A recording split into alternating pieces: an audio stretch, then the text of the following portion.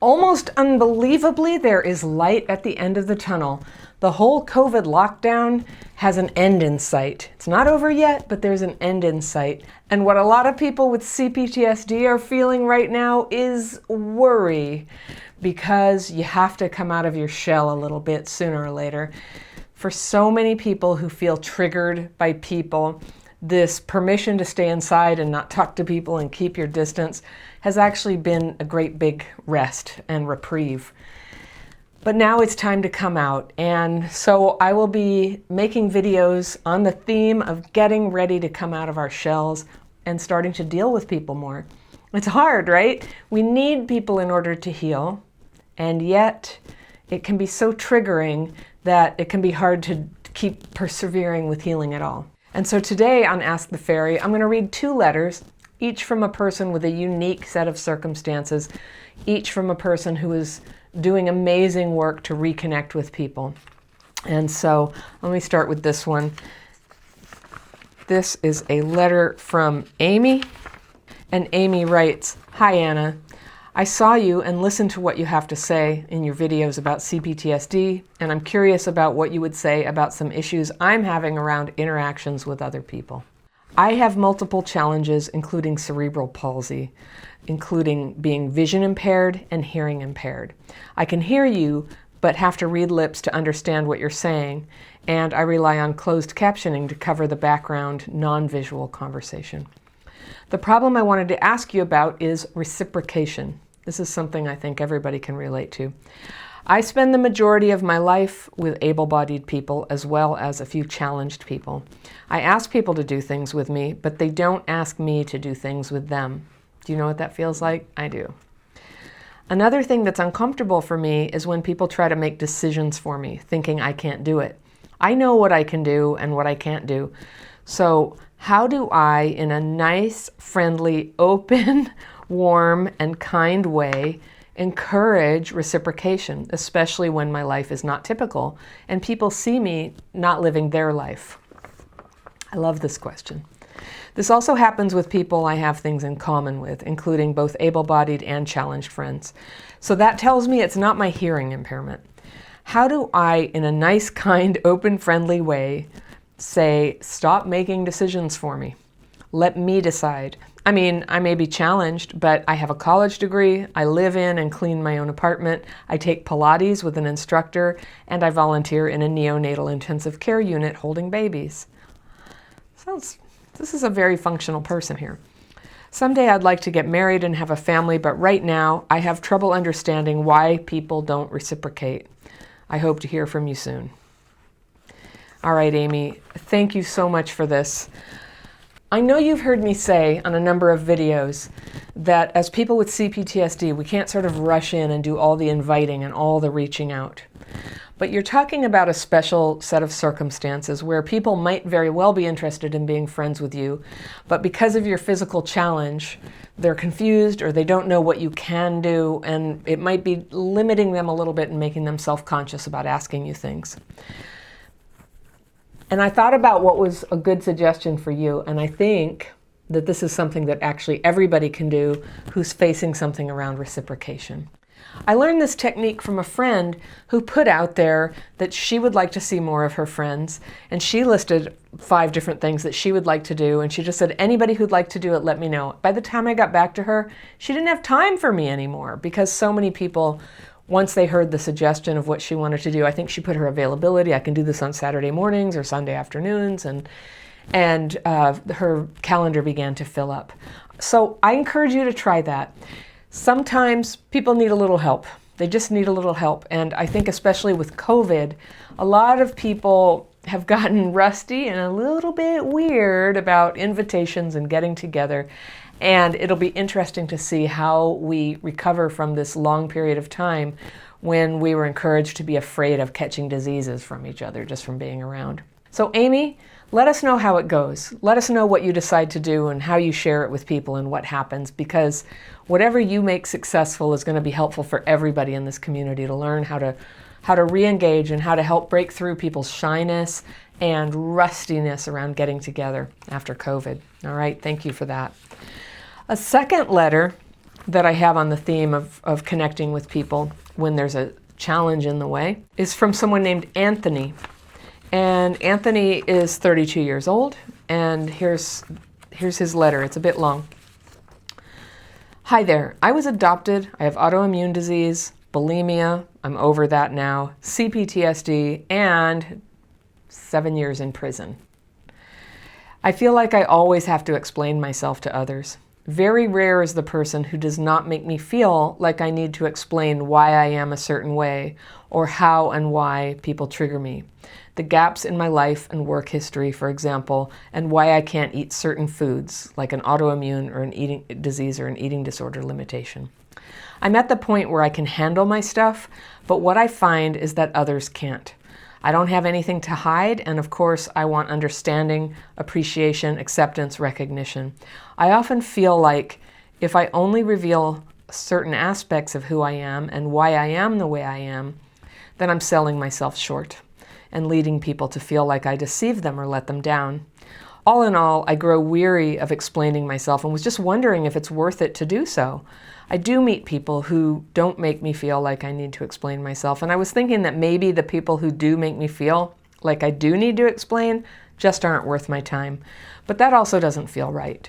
Some people who I really trust and I know care about me have told me to write a book about my life, so maybe that would help, and I could just tell people, read the book. I'd appreciate some guidance on this one.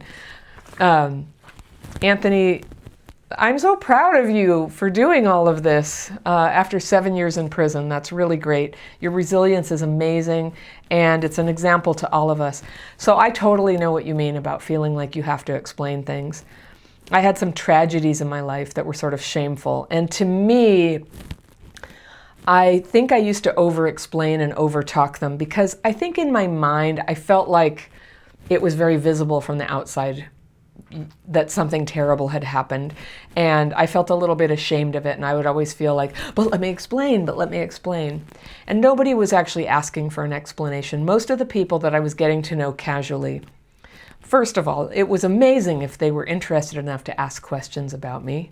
And I will get to your question about this, but just working from the outside in, people don't often ask a lot of questions. I do know what you mean, how when you eat a certain way, for example, other people can get very triggered by that and start to over-involve themselves in what are you eating and why are you eating that and shouldn't you eat this, and you know this friend of mine and Tim Ferriss said and da-da-da. And I'm sure you get that all the time, and I bet you know what your boundaries are about it, and I bet you have strategies to say something. And what I found is that the more that I have confidence about how I choose to roll, you know, what I'm doing with my life, what I'm eating, what I'm doing, the less people question what I'm doing. That really there's some sort of interaction with my uncertainty and my insecurity about what I'm doing and what other people think about it, that's kind of telegraphing to them that there's a problem that for them to get involved in. And it's been amazing to me how much people kind of back off when they see that I'm confident and comfortable. Now with the 7 years in prison, wow, that's a huge thing. And I can see how it is necessary to tell people about it if you're going to be close to them at all. Not necessary to tell them if you're not going to be close to them or they're not your employer or anything where it's legally required.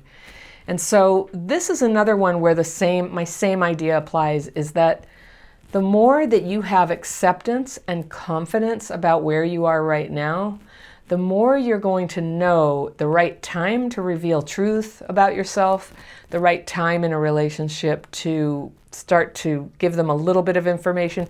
And you can think of the information about yourself as a carton of eggs. And so rather than just say, here's the whole carton of eggs, here's everything about me, I just, have this need to tell you everything. You can, and this goes for everybody, they have a basket, you have a thing of eggs, and you can put one egg in the basket, just one, okay? And you can see how they do with that. And then, so it might be the fact that you were in prison. And then keep discussing things and let them get to know you better before you tell them more. Like, why were you in prison? What happened while you were there? How did you end up getting out? Was it difficult? I'm sure, everybody has questions. And from that place where you have that sort of trust and you're contained as a person, it's so much easier to get close to somebody. Getting close to people requires boundaries, and this is an example of a boundary of measuring out that information about yourself. Now, in the course on dating and relationships that I teach for people with childhood PTSD, I tell the exact same advice. If there was trauma in your past, you don't have to tell it all on the first date. There are some things that do need to be told pretty early in a relationship, and that would be stuff like whether you are seeking to get married or you don't want to get married, whether you're seeking to have children or you don't want to have children, whether you're already married, whether you're actually available. Those are the types of things that you want to tell early on. But trauma that happened in the past doesn't have to be told early on. You can take more time with that. It doesn't directly affect whether there's potential there, and you can just get to know people. So when you talk about that feeling like I have to explain to people, and the people who make me feel that way, maybe I should just get rid of, I'm going to encourage you to stick it out with those people a little longer. Something you might want to try if you haven't already is my daily practice, because what is so powerful about it, it's a way that you can take those worried thoughts, the fearful and resentful thoughts, and that might be, fear what people think, resentment at how, what happened to you and your experience stigmatizes you or keeps you separate from any given person that you're trying to be close to. All of that goes on paper, and you have less of it, and you have more of that state that I'm talking about of self-acceptance, of contained self-sovereignty. That instinctive sense, like he's got that. He's got mastery over himself. I sense that he is good and safe for me to be around. And that's kind of what I think I would want to feel around somebody if I heard they had a history in prison, like, are you good now? Are you all together now? Have you transcended whatever got you into that situation? And are you safe? Are you emotionally calm inside? And I think that's what I would want to know about anybody I met who had had something intense or traumatic happen, including prison in their past, is have you processed that? Have you achieved self-mastery over it? Do you know how you feel about it? And it's not going to leak out from you all over in terms of like pain or anger or acting out. That's what all of us are looking for in people that we want to be close to. That's what we're looking for if we're healthy, right? If we got a good cab light and we're, perceiving who's a safe and healthy person. So I think you're on a great track. And I encourage you, don't get rid of the people who make you feel self-conscious about that yet. Lose a little bit more of the fear and resentment about it, and just see if more self-mastery and more self-confidence around who you are today just takes care of it for you and puts you at ease about talking to people like that. Sometimes that feeling is not really coming from other people, it's a projection. I'm not going to say all the time. I'm sure you get judged for this, right? But sometimes it's a projection. We just think, I'm sure they think blah, blah, blah about me, now I have to explain. They might not be thinking that. And with less fear and less resentment, you have clearer perception of that. So give that a try. Also, just like with Amy, I'd really like to hear back from you and hear how it goes. So thank you for writing in, Amy and Anthony, on the theme of connection. Good luck to you, and thank you for contributing your stories to help all of us learn to reconnect with people better. If you want to learn more about connection, I have this video right here you want to be sure to check out, and I will see you very soon.